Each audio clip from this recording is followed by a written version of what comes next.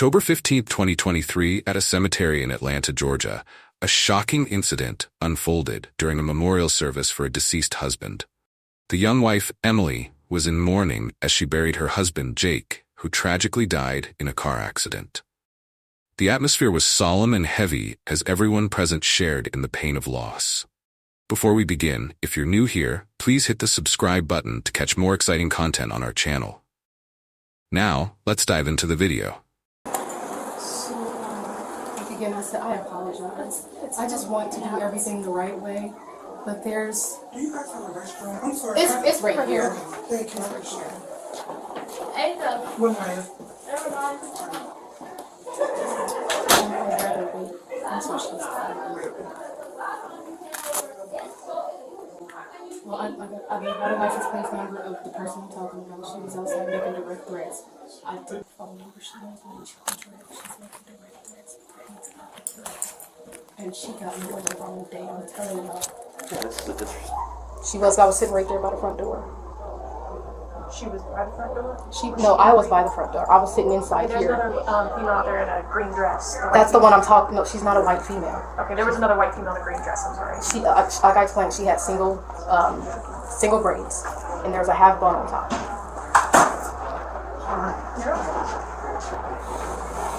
So what did she exactly say to you today? I got witnesses. You can get witness statements as well. We never direct. So she got in. Excuse me. Give me a second. Oh, I'm sorry. I'm so sorry. It's right here. So she did end up coming through the door, and as I was walking around, I said, "No, you need to leave. Respect me, my husband, and my children, and leave." And she hesitated. So you know her from previous experience then? Yes. So, and I'm not trying to be rude or disrespectful getting into your business, but you know her as a girlfriend to your husband, or she claims she was... So when it comes to things like that, you only know what people tell you. Right. So she says one thing, and your former husband said something different. Okay. So this is like you holding on to something that you really don't have situation, and now that he's Right, gone, and he's gone, there's really no business to... Okay. And so what did she say specifically to you today? She said, "I'm going to end up in a casket right there where my husband is."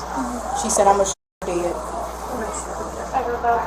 However, amidst the tears and prayers, an unexpected figure appeared, causing significant disruption. Sarah, Jake's secret girlfriend, not only attended the funeral, but also brought along direct threats aimed at Emily. Her presence not only created tension, but also highlighted deep-seated emotions and dramatic conflicts that were brewing beneath the surface. Since been outside, and you're with the funeral home, right? yes, I'm sorry. So if they're not attending, and the family don't want them here, then they need to leave. Okay.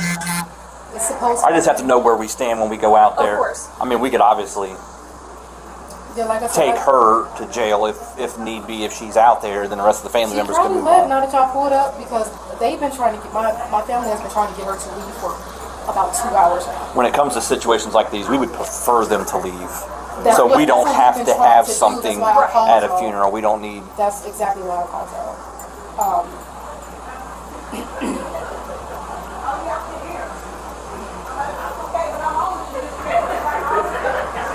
Oh, wait. Is that her and her family over up on the far back?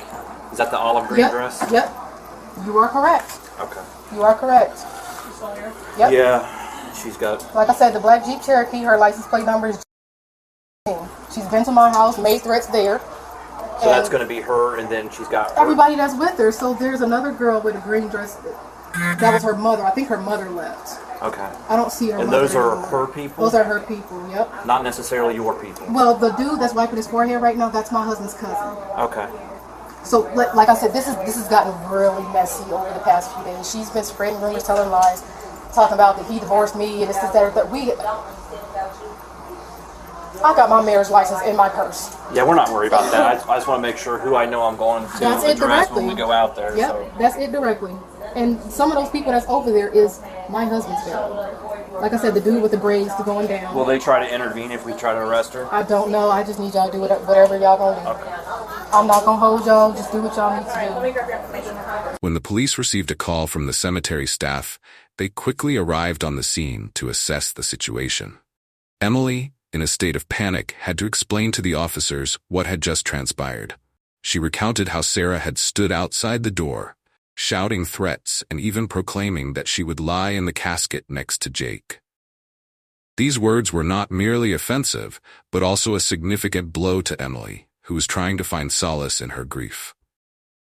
People there with her, right? She's only got that little group of people. I wish she would just leave, and then we could put a broadcast and get her up later. But I hate having to do stuff like that. I just don't know who's inside her truck, so I can't remember.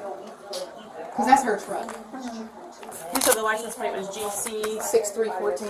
6314. It's supposed to stand for Graylon and Crystal in the day that they met.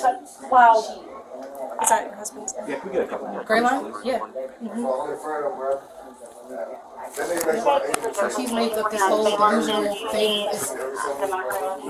This shit's gonna end up on a fucking lifetime. I swear to God. This is Every day when I was locked up, every day. Every day when I was locked up. Every day I talk to them. I have another version. 23, you guys got this meeting. Oh, I had him. That's right, we got this. Okay. Just that you moved over here. Cold. I got information. You got their information? Yeah, and I got We'll go over, try to talk to them. We got more crews coming if we need them or whatnot. I'm hoping we won't, but I'm trying to shut this down. Okay. Are you guys done with the? Yeah, Everybody's everybody leaving else now? in. Okay. So, But the service and everything is done. as far as I'm concerned, yes.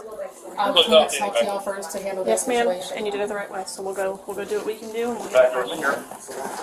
Excuse me. During her conversation with the police, Emily expressed her anger and sorrow. She stated, "She ruined what was supposed to be a day of remembrance for my husband. I can't believe she would come here among those who are grieving." Each of Emily's statements was like a knife to the heart, reflecting the pain and humiliation she endured in confronting her husband's past.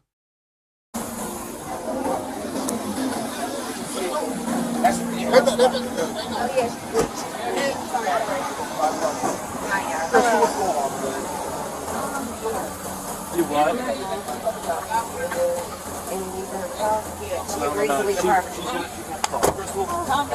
Put your hands behind your back. Put your hands behind your back. For what? Put your hands behind your back. What did you for? What? Did y'all tell her she was under arrest and what for? You're under arrest. You're making some threats. She didn't make no threats. Okay, we've got witnesses. I need you guys to step back. I need you to step back. We'll talk to you in a minute, okay? She didn't make no I need you guys to threats. step back for now, please. Back up. Is there anything else you want them to take for right now? Miss Jones and Mr. We'll let you talk to her in the car. We'll explain it to you. We'll explain it to you. The police quickly recognized the escalating situation and decided intervention was necessary. They asked Sarah to leave the scene and questioned her about the threats she had made. While Emily and witnesses recounted the incident, Sarah remained defiant, continuously denying any allegations and insisting that she meant no harm. My dress. Yeah, you're fine. No, I need her to pull my dress over my knees. Can you pull her dress up over? That's her dad. Hold on, dad and mom stand over there. Everybody else back up from here. Back up. She's an adult. She's an adult, and we'll talk to everybody else later. Come on, y'all see the aggressiveness? Just be smart this time. Back the fuck up. I'm sorry. It's fine. I appreciate your help. How old are you? Try and do this as respectful as possible. I know there's a lot going on. How old are you? 20. I'll be 29 tomorrow. 29. Here's the deal.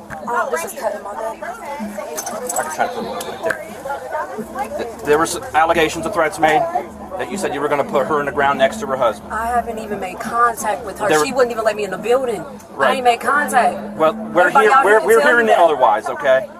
And so she's going to have to go down. She's going to have to press charges and that kind of stuff. Right now, you're going to go with us, okay? So that's what it is the threats. It's menacing. You're threatening to kill her by putting her in the Do ground. I really look like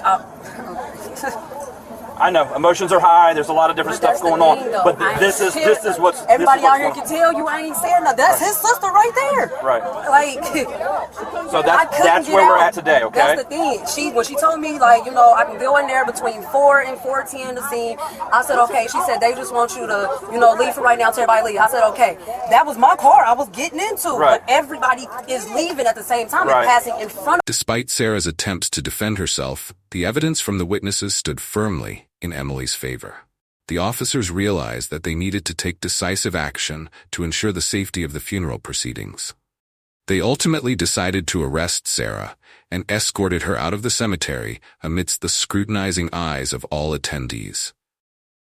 How am I supposed to leave if I can't even get in my vehicle? And we didn't ask you to leave. No, not y'all. I'm saying she I know. did. And we didn't tell you or nothing like that. No, that's fine. The reason you're going to go down today is because of the threats. Now, here's what happens. She has to go down and talk to the prosecutor. If she follows through with the charges, that's on that. It's going to be a misdemeanor. Your people can bail you out within an hour or so, okay? And handle the stuff through in courts. And how much is that going to be? So I can let my family know. I don't know the specifics. I don't want to give you a dollar amount and promise you something that's not true. So can you let my family know that? Yeah, we can let your mom and them know that, hey, you're going to go down. It's a misdemeanor charge. They should be able to bail you out within about an hour or two, okay? But the sooner that we can get you down there and get that process started without having to deal with emotions and everybody here. So somebody going to call them? Like, can y'all get one of their numbers to make a phone call? You'll be able to make a phone call. You know I just know my mom's. I don't. That's about the only family member I know is my mom. I just know my mom's number by heart. Okay. I can write a phone number down for you. My mama answer. Mom, just stay with Cupcake for me, please. Mom, I'll be all right. They just said, give me an hour or two. I'll be all right. Just give me an hour or two. Y'all can come get me. Only number I know is my mom, so y'all need to stay with my mama. But here's what I'll caution you guys with, okay? Regardless of what's going on with this other girl and that kind of stuff, we don't need additional drama with the family stuff. You know what I mean? It's not. Right, let's let the courts handle the stuff. If you really want to be technical, it's. As Sarah was placed in the police car, she screamed and insisted she hadn't done anything wrong. This behavior only heightened the confusion among the attendees. Emily felt a mixture of relief that the chaos had been controlled, but was still overwhelmed by the betrayal she experienced regarding her husband. She didn't threaten nobody. I understand that's what you believe. That's what I know. We have to go based off what our victim I know. is saying, Okay, so forget about that'll be for the court. That'll be for the courts to decide. That'll be up to the courts. I know, but you guys their party has to go down and press charges. Okay. It's a misdemeanor charge. She'll be able to be bailed out within about an hour or so. And then at that point, whether people get protection orders and keep away from each other and that kind of stuff. I know this is a situation where. So why this can be just a citation? Because it's not a citation. This is threats for maybes. We don't write citations for threats. Hey, Mom, I called my attorney twice and he said 25 to get her out, but I'm just trying to see what she's going to be charged with first. It'll be menacing. Okay. It's going to be a misdemeanor charge. Okay. So it's not a felony, but it's the process we have to go through. Okay. I mean, she's been cooperative. She's not picking. Once the situation calmed down, the police began to document the incident. They informed Emily that Sarah would be charged for her threats and for disrupting the funeral. Although Emily felt a sense of justice, the emotional burden of her loss remained heavy on her heart. It's only 2 of them that's going to slide over my neck. Okay, the bigger ones? The bigger ones are going to slide over. The other one is not. The other one, okay. That one is the slide. jail will put that in your property then? Yeah, it's not back there. Then I'll do the order. I'll do the ordering card for her. I just want to get you and her out of here. Okay. That way, if you have to do the booking screen down there at the jail, it's fine. Hey, Sergeant. Husband dies and wife's here at the funeral and alleged girlfriend shows up. She made the comment and it was confirmed by... In a subsequent court hearing, Sarah faced charges for threatening Emily's life, as well as for her disruptive behavior during the funeral. After a thorough trial, she was found guilty of making serious threats and obstructing official proceedings, reflecting the gravity of her actions in a sensitive time. Once we took her into custody, I mean, everybody swells around. The rest of the family? Most all of them. Dad's mom and dad and brother.